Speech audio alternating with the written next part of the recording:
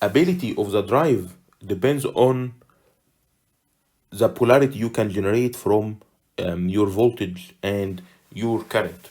So let's go back and look at the rectifiers we have. So the rectifiers we had this type of rectifier. Okay, this is the first circuit where you have AC here and DC here. So this rectifier circuit is the half wave uncontrolled rectifier, uncontrolled, with a flywheeling diode to remove any negative voltage. And if we look at the output voltage, it will be a sine wave from 0 to pi, then 0, and its maximum is V max, and this is V of t. So your V average is 1 divided by 2 pi integration from 0 to pi V max sine theta d theta, which will give us V max divided by pi. As you can see that V average is uncontrolled and it's only positive. So V average is only positive. Now let's see the current. So the current can come from the diode, freewheeling diode, or the main diode. So the current has one direction, which is the positive direction. So if we look at the load here, the voltage is positive and the current is also positive. So if we can name this one, it will be first quadrant. So this is V, I, and we have only the first quadrant. So if we use a half-wave rectifier as a controller for the DC machine, we cannot do speed control. Okay, so it's not speed control. It's not controlled, but it will drive it in the forward direction. But you cannot control the speed in the forward direction because the voltage average here is constant. The second circuit we studied was a full bridge. And for the full bridge, you don't need a freewheeling diode. So here you have DC and here you have AC. And as you can see also here that the current is only positive. So V average in this case is double the half wave case, which is positive. So this circuit also will give us the forward motoring case, first quadrant.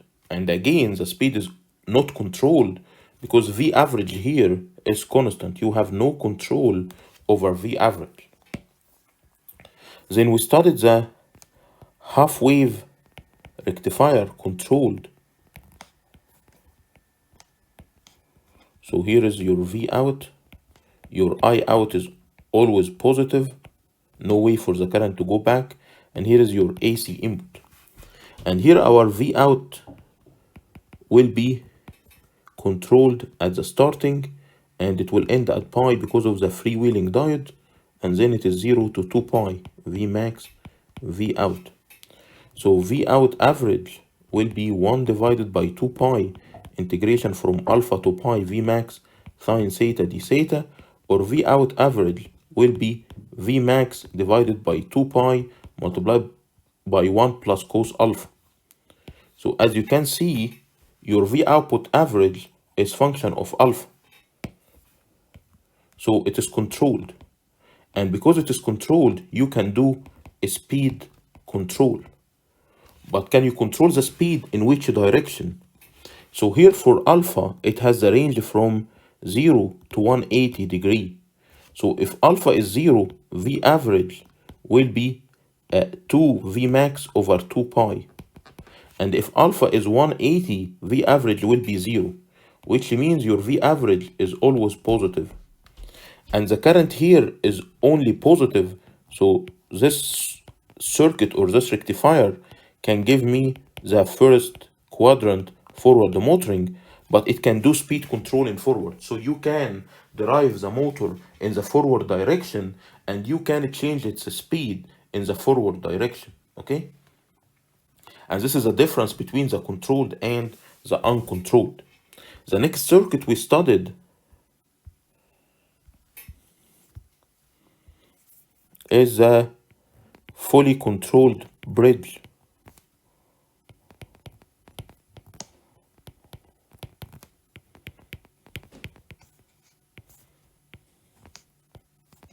This is a fully controlled bridge.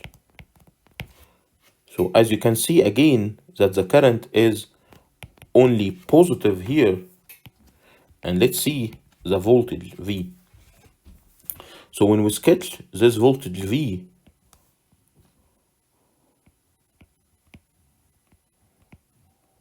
we had something like this, V out. So this is alpha, this is pi plus alpha.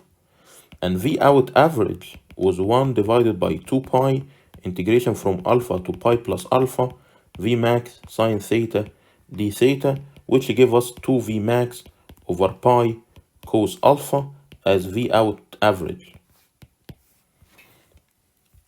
And if we look at alpha when it changed from 0 to 180 degrees, V average will change from 2 V max over pi to negative 2 V max over pi. Now we have a positive and negative voltage, so we have a controlled voltage that can be positive or negative. But for the current is only positive. So if we look at the VI characteristics, we have V positive and negative, and we have I positive. So we can get the first and the fourth quadrant. So we can do forward motoring and we can do braking. So we can do motoring and we can do braking. And we are doing the braking by reversing the voltage.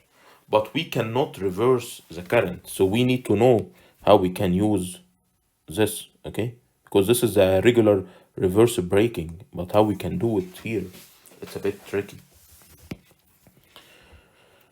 And this is the second case, which is the fully controlled bridge. No one will add a freewheeling diode for a fully controlled bridge. The next one is the semi-controlled bridge. So for the semi-controlled bridge, we will have 2 thyristors and we have 2 diodes, and you must have a freewheeling diode here, or you will have a short circuit over the source. So this is the AC and this is your V out. And as you can see, all the elements here are injecting current in the same direction. So I out will be always positive. But the existence of the freewheeling diode here will remove any negative out of the load. Because if the voltage here is negative, the freewheeling diode will conduct, making the voltage 0. So the effect of the freewheeling diode is removing any negative voltage.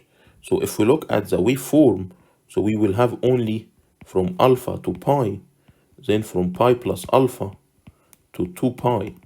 So all the 0 will be removed as an effect of the freewheeling diode. So V out average will be 1 divided by pi integration from alpha to pi V max sine theta d theta, which will give us a V max over pi multiplied by 1 plus cos alpha. This is V out average. And for alpha changing from 0 to 180 degree, V out average will change from 2 V max over pi to 0, which means that the voltage is always positive. So if we look at the VI characteristics for this drive, we will have only the forward motoring drive. To get the reverse motoring, you can simply reverse the directions. So if we sketch our source like this,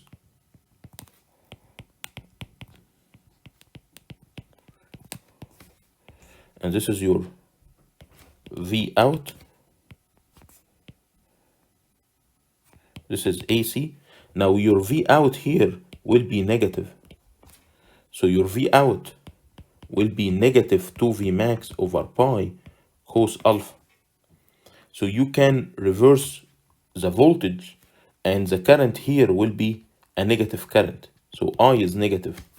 So we can get the third quadrant and this quadrant here. So we can get these 2 quadrants. Vi, because we can get V negative and positive. So if alpha is 180, your voltage will be positive, and if alpha is 0, your voltage will be negative. So, and the current is only negative based on this current is a positive current as we were starting with, but based on the directions, because you flipped the devices you have, the semiconductor devices, you have a negative current. So your current is negative. So you can get the reverse motoring and the braking here. That's why we just sketch the forward one, because the reverse one will be just flipping your bridge or your rectifier. So these are the motor drives when we use the rectifiers we studied to drive the motor, and which quadrants we can have. Now let's see how we will do speed control of DC motors using these rectifiers.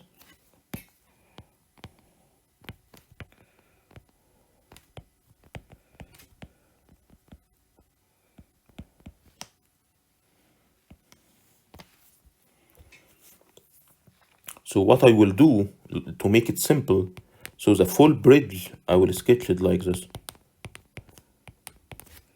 The semi-controlled switch bridge, I will sketch it like this. Okay, so you have your freewheeling diode. So you know this one has the 4 thyristors, and this one has 2 thyristors and 2 diodes, and it has a freewheeling diode. Okay.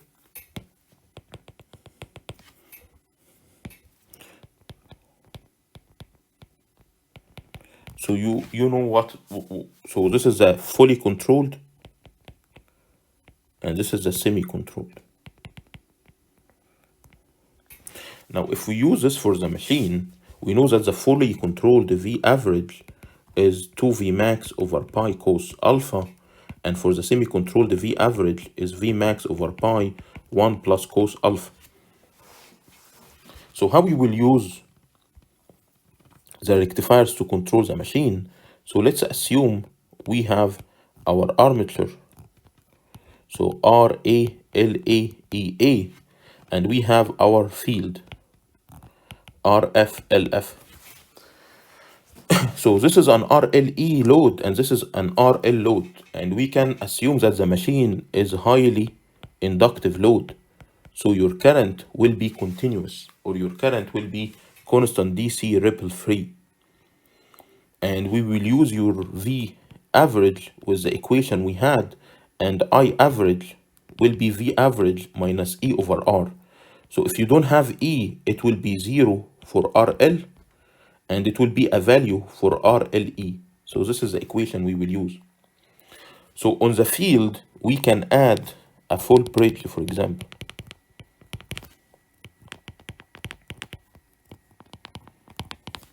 So on the field, we can add a full bridge, and sorry, on the armature. And on the field too, we can add another full bridge. So we can use a full bridge to control the field, and this is AC, and this is AC.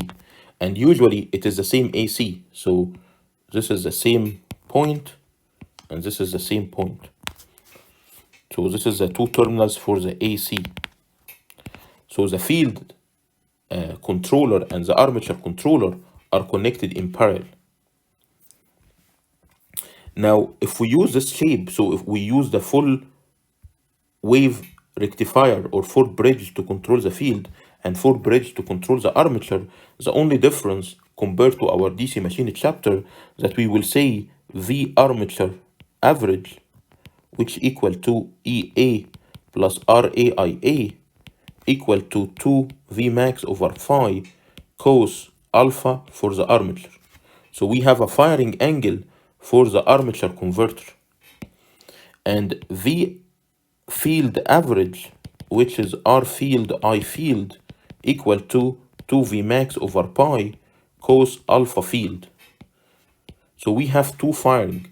So if we sketch the motor, we have a full bridge here controlling the armature of the machine. And we have another full bridge here controlling the field of the machine. R field, L field, R armature, L armature, E armature, and both rectifiers or both bridges are supplied from the same source. And this is how we usually sketch it, okay? No one will sketch the detailed circuit, okay? We sketch a block diagram for the circuit. So the voltage here is V average of the armature, and the voltage here is V average of the field. And you as a controller, you have a control over alpha armature and you have a control over alpha field. And your task will be how to find alpha armature and alpha field to get some control, to get the control you have. So the idea here is that we change the alpha armature, we control alpha armature for armature control. And when we do armature control, as we explained in the previous chapter for DC machine chapter, we keep alpha field equal 0, so we get I field as maximum. And for field control, we change R field for field control. And when we do keep field control, we keep alpha armature 0, so we keep V armature at its maximum value or its rated value. So we can do armature control or field control. So when we do armature control, we keep the field constant, and we do field control, we keep the armature constant. And we keep it constant at its original value or rated value. And this is how we can do speed control using the rectifier bridge. But the idea here that we cannot reverse the field current. So the field current has to be positive based on the directions of the thyristors, which means the field voltage has to be always positive. If you made the field voltage negative, there is no way for the current to go back. That's why sometimes we replace the full bridge here with a semi-controlled. Is more reasonable. Why? Because there is no way we need a negative voltage across the field. But for the armature, we can have a negative voltage across the field because we have here a battery, we have E. So this E can keep the current going in its direction, which is this direction here. But in the field circuit, we don't have a source, so we cannot reverse the voltage. So for the field, whenever you reverse a V field, I field will reverse because it's the only source in the circuit. That's why the most common control is to use a full bridge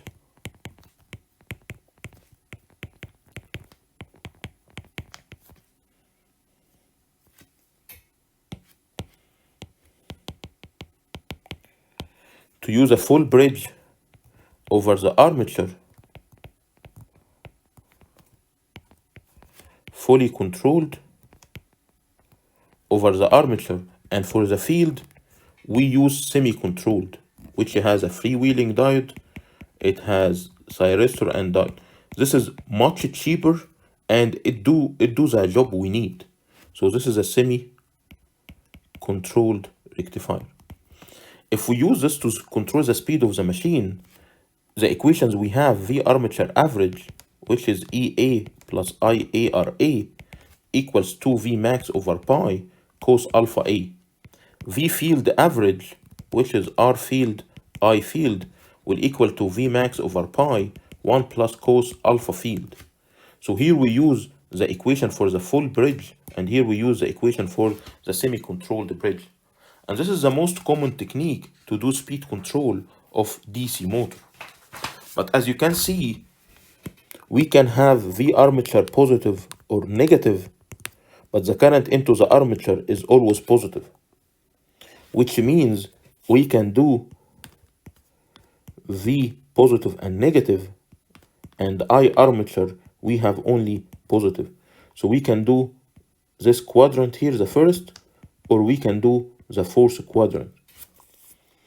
Please think about how we can do the other two quadrants. Okay, this is very, very important how we can do the other two quadrants. Okay, And you cannot do this without adding a circuit here.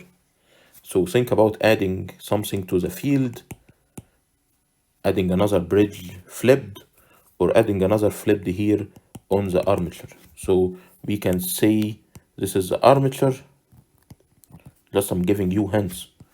And we can have a positive bridge, positive current bridge, and we can have a negative current bridge, and we can control both of them, okay? So you can have a current going upward or a current going downward, and you can have a positive negative voltage from here, or you can have a positive negative voltage from here. And this is how we can do the 4 quadrant, but I will leave this for you to think about it, okay?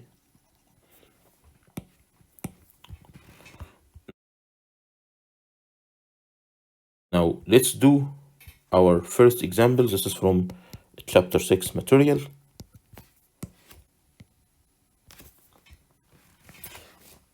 Okay, so we have a separately excited DC motor.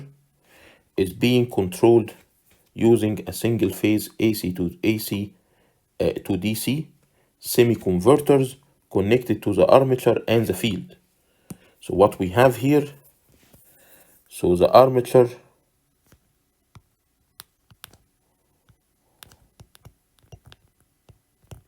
is connected to a semi-controlled bridge.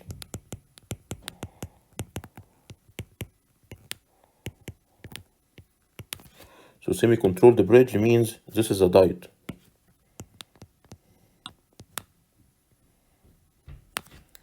RA, LA, EA. And the field also is connected to a semi-controlled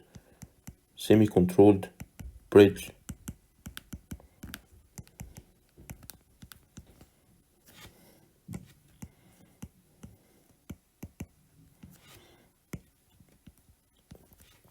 So this is semi-controlled,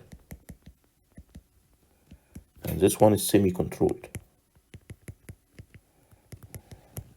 Here we have alpha armature, and here we have alpha field.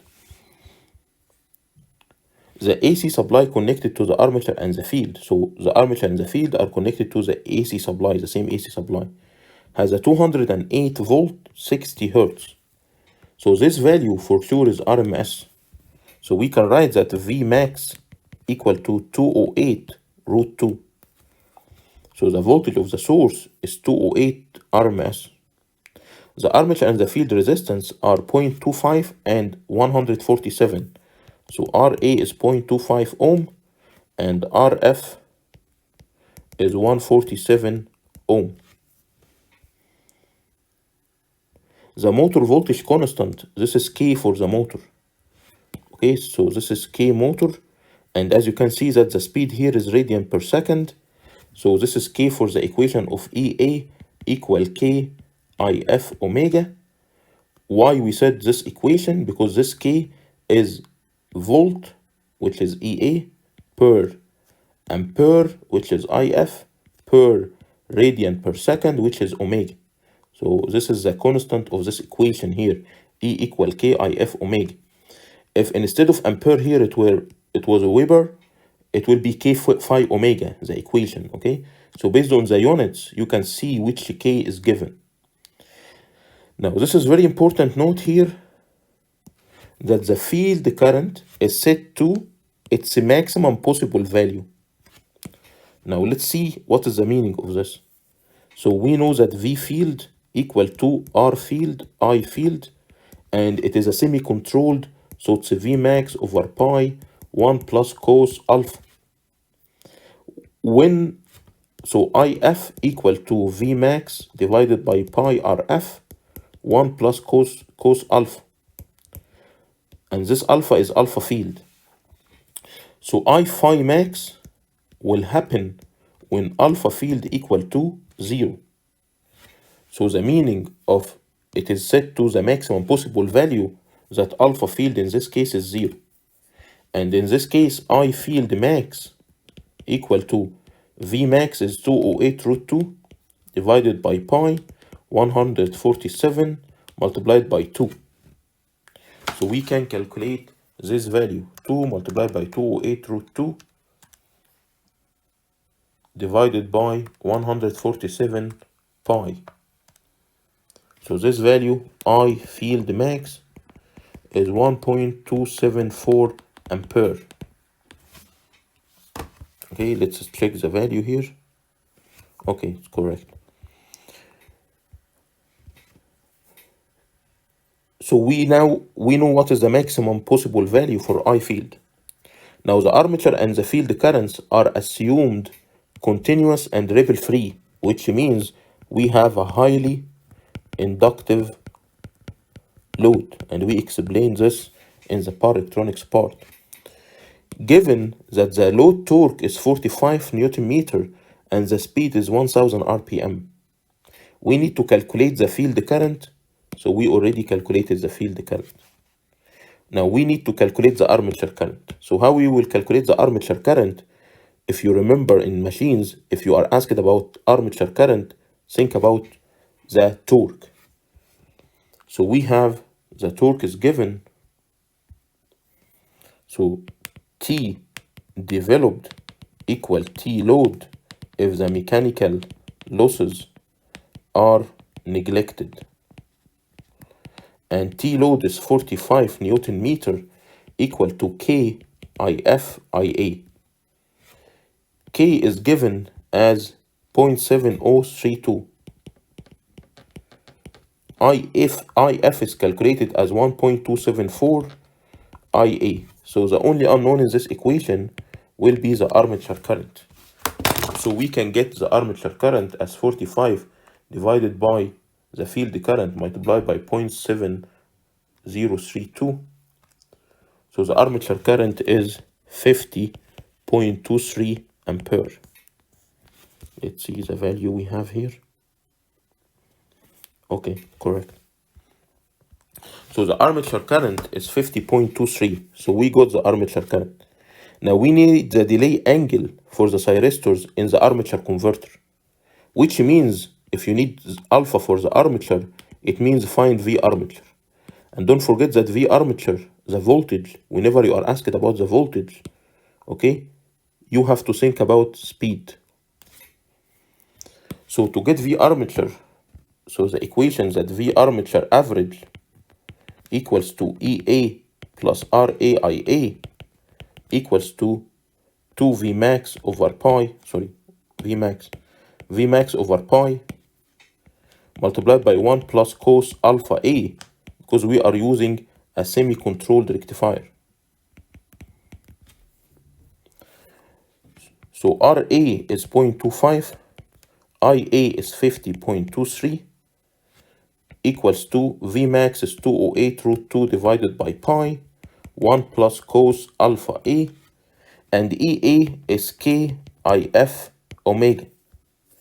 K is given as 0.7032, IF is 1.274, omega is 2 pi over 60, and the speed is 1000 RPM.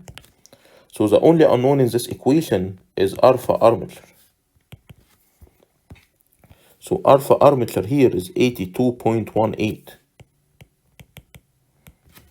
So we find what is alpha armature.